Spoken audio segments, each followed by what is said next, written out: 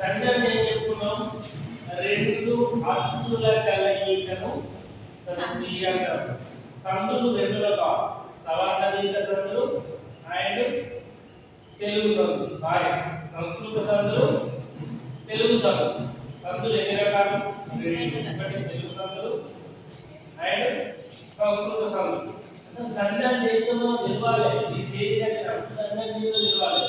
రెండు అచ్చుల కలయికను సంధి అంటారు. ఎక్కువ శాతం అందరూ సవర్ణ దీర్ఘ సంధి కానీ, గుణ సంధి కానీ, వృద్ధి సంధి కానీ, ఉకార సంధి కానీ, అకార సంధి కానీ, ఇవి మామూలుగా మీకు ఎక్కువ శాతం ఐడియా ఉంటుంది, చెప్తే అర్థమైతే ఐడియా ఉంటుంది. ఎక్కువ కాంపిటేటివ్ ఎగ్జామ్లో కావచ్చు, లేకపోతే టీచర్ చెప్పేటప్పుడు విద్యార్థులు మీరు ఈ సంధి తెలుసుకోవడానికి చాలా మంది కన్ఫ్యూజ్ అవుతుంది. చాలా ఈజీ మెథడ్లో నేను చెప్తా చూడండి. ఏనాదేశ సంధి, దీని సూత్రం ఏంటంటే ఈ మూడులకు అసవర్ణ అచ్చు పరమైనప్పుడు యామారాలు వస్తాయి. అసవర్ణము అంటే ఏంటంటే సేమ్ పదాలు రావాలి. సవర్ణం అంటేనేమో సమానమైన పదం. అసవర్ణం అనుకున్నప్పుడు సేమ్ పదాలు కాకుండా ఇంకో పదం రావాలి, ఇంకో అక్షరం రావాలి. ఉదాహరణకు ఇప్పుడు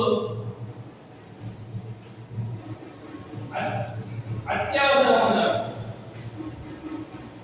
అత్యవసరం, ఉదాహరణకు అత్యవసరం అన్నది. ఈ అత్యవసరాన్ని మనం విడదీసినప్పుడు అత్య ప్లస్ అతి ప్లస్ అవసరం, అతి ప్లస్ అవసరం. ఎప్పుడు కూడా ప్లస్ అని పూర్వసరం, ప్లస్ కు అడిగి అని పరస్పరం, ప్లస్ అని పూర్వసరం, ప్లస్ అడిగి అని పరస్పరం. పూర్వసరంలో చివరి అక్షరంలో అచ్చు మనం బయటికి తీయాలి. తీల ఏముంది? ఈ ఉంది. ఎప్పుడు కూడా ఉత్తు ప్లస్ ఆ కాయిదలు, ఉత్తు ప్లస్ ఈ టీ అయితే అంటే ఇట్లా ప్రతిదీ కూడా ఉత్తు ప్లస్ ఏ తే ఇక్కడ టీ అన్నప్పుడు ఏముంది? అక్షరం అచ్చ అనేది ఉంది. ఈ అచ్చ అనేది మనం బయటికి తీసాం. ఈ వచ్చింది దీనిలో పూర్వస్వరం, ఈ ఏమన్నా పూర్వస్వరం. పరస్పరంలో ఏముంది? ఆ ఉంది. అంటే పరస్పరంలో ఎందుకు ఆ ఉంది? ఇక్కడ ఏమన్నాడు? ఈ మూడులకు అసవర్ణమైన అచ్చు పరమైనప్పుడు యావారాలు వస్తాయన్నాడు. ఇక్కడ ఈ లేదు కదా, అసవర్ణమే ఉన్నది. ఈకి ఏముండాలి?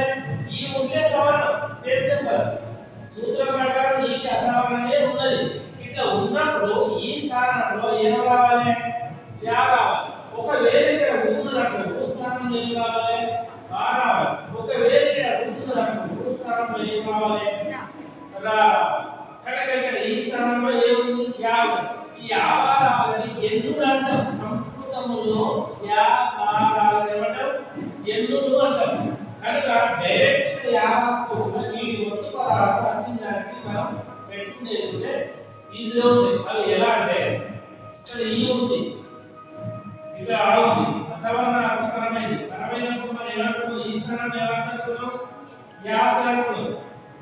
యాత్ర అనుకున్నాం కదా. అప్పుడు ఈ కాడ యారు మనం పెట్టుకుంటే ఎలా అంటే చూడండి, ఆవుది. ఇప్పుడు ఇక్కడ ఈ అక్షరాన్ని అంటే తాకి ఉంది కదా, గుర్తు ప్లస్ ఆ ఏమైనది? తాయిది. ఈ స్థానంలో మనం ఏం పెట్టుకోవాలి? యా. యా అనేది మనం ఒత్తుగా పెట్టుకుంటే అవసరం వచ్చిందా? అత్యవసరం, అతి ప్లస్ అవసరం. ఇప్పుడు కూడా సూత్రం ప్రకారం లేకపోతే ఇక్కడ సంధి అన్నప్పుడు రెండు అర్థవంతమైన పదాలను మనం విడగొట్టుకోవాలి. మనం ఎంతవరకు విడగొట్టిన కూడా సంధి కాదు. ఒకవేళ అతి కాకుండా ఈ అవసరం పెట్టుకుంటే ఈ అవసరం ఏమైనా అర్థం ఉంటుందా? ఉండదు.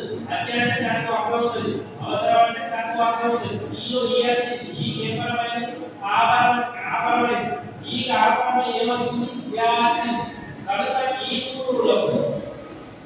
మూడులకు అవే